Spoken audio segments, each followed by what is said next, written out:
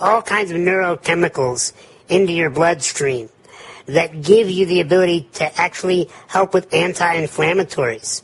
If you don't believe me, sex, which we'll cover in the relationship, sex is a form of fitness. I don't know if you knew that. But your brain releases all kinds of positive hormones and chemicals, neurotransmitters, that help relieve stress, both mentally and physically, which helps relieve pain. It relieves swelling in your body. Your body is meant to exercise. It's meant to be moving. It's not meant to be sitting at a table with a little mouse, click, click. It's meant to be running and jumping and climbing. Now, I can't run, jump, and climb, but I can wheel fast. I can swim. I can lift weights. I can use resistance bands. I have the ability to utilize this body. You have the ability to utilize your body. And by getting that energy in, you're able to relieve the pain and relieve the stress. After a good run, most people find that they feel peaceful. Why? Because long-distance running burns off testosterone. And testosterone is what makes you so anxious to wanting to get your goals done, and it gives you tons of bursting, I need to accomplish, which is great at times. It helps you. You want testosterone when you're in a competitive situation. But it's not good to vibrate from that hormone at all times. Yes, even women have testosterone.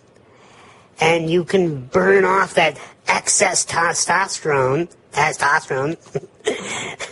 from long-term cardio. You can also create testosterone when you need it by doing short bursts of exercise. And the third and final reason I believe my philosophy is on fitness and why you need to use exercise to get your health in shape is it just makes you look and feel good. I mean, when you are toned in your body, your muscle structure looks good. When you fit in the clothes that you want to fit in, that has a boost of confidence. Forget about the ego of other people looking. It feels good to look good. And I know people could blog me and say, Sean, you tell people to love what they look like no matter what they look like. Yeah, I get it. No matter what you look like, you need to love yourself. But that's not an excuse for blimping up or getting, sick and getting lethargic and avoiding the energy that you really deserve to have. You can love yourself no matter what you look like. And yet, you should also be maximizing the container you're in.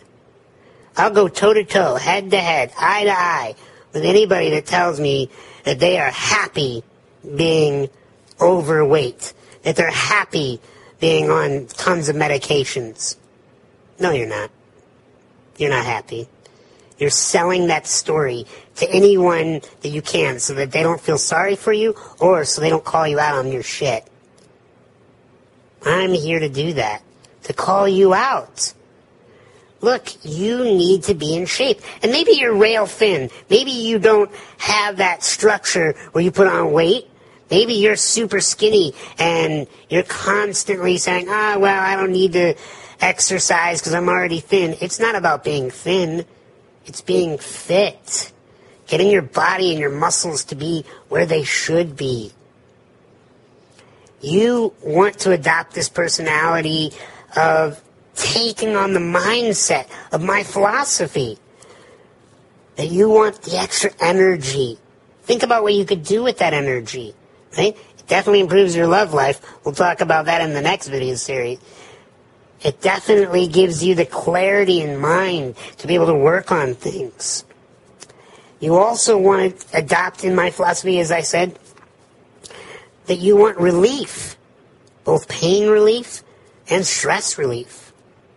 And you want to look and feel good in your clothes, in the mirror. You want to be proud of where you are in your life, each little step. You can be proud now that you're even watching this video. But then go take another small step. I look forward to sharing with you my 3 techniques that's coming up next. let's talk techniques. I got 3 of them for you. And yes, they are somewhat simple, but if you're not applying them on a regular basis, then they're extremely accelerated compared to what you're doing. Number 1, set a vision. What do you want your body to feel and look like? Write it out. Cut out pictures out of magazines. Put them up on a vision board. Say, I want my abs to look like that, or my legs to look like that, or my butt to look like that, my B-U-T-T, to look like that. I want this kind of form and shape. Write out what body fat you would like to have that's healthy for your height. Make sure you have a clear picture in your mind what physical fitness is going to be for you. Then, I want you to have planned inevitability. My good buddy, Eben Pagan, he created the brand Double Your Dating as well as many other brands, and he's a marketing genius, but he's also a personal friend of mine and a great mind on this planet. And he talks about this thing called planned inevitability. It means you set yourself up to win. You make it so that you can't avoid whatever you're working on. Here's an example. If you know you're not going to hit the gym without leverage, somebody to be accountable to, then hire a physical trainer, a physical fitness trainer that you know you're going to have to pay every month, month in, month out, that you're going to have to show up for the number of visits that you agreed to. And you can't, I don't want to come in today. Tell him to keep your money if you don't show up. You need to feel some leverage on you so that it's inevitable that you're going to have it happen. Maybe it's have somebody show up at your door 3 days of the week to go for walks or jogs with you. Maybe it's set up all kinds of Post-it notes with alarms on your phone to let you know, okay, it's time to go work out. And have friends calling you, asking you how you're doing in your workout routines. Until finally it becomes so inevitable, you don't even need that anymore because it's just a part of your ritualized daily living. The third technique, or the second technique, because that first one had 2 parts. The second technique is get involved in a sport or an activity. I've been leaning on my mom for years to get into a sport. Finally, I found one that she loves. Kayaking. Oh, she loves it. Every time she can, she gets in that thing, she is going to town, and I am so proud of her. And that was a sport that she loves now in her life. What's it going to be for you? It can be a solo sport like kayaking or jogging, or it could be a sport like being in a intramural sporting event, like basketball or a volleyball league or a softball league, something that gets your heart pumping. Now that's an activity. It's not actual technical exercise because you're not keeping your heart rate up for a certain specific amount of time over a period of time, but it gives you physical fitness. It gives you the ability to keep your body moving. So join a sport or an activity that gets you out there and moving that body, putting tension against those bones and muscles of yours. The third technique, it's nothing to do with fitness directly, and it's called music. Find songs that inspire you, that get you going. Maybe it's heavy metal for you. Maybe it's a rap song, right? For me, it's like, sometimes I'll put on Eminem, and if you hate him, I'm sorry, but I like his beat, and I hear his words, and I just get pumped up that I'm going to work out, okay? For me, that works. For you, it might be classical music, right? Like a fast classical music, or jazz music, or pop music. I don't care. It could be folk. I don't know. But find music that inspires you to want to work out.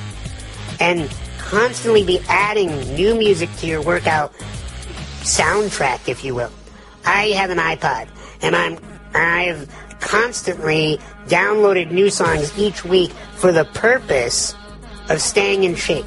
So I'll add about anywhere from 2 to 5 to 10 songs a week I'll download to my iPod to keep my music fresh, to keep my workout fresh. If you do those 3 things, you set a vision with planned inevitability, you join a sport or an activity that gets your body moving, and you make sure you have a good soundtrack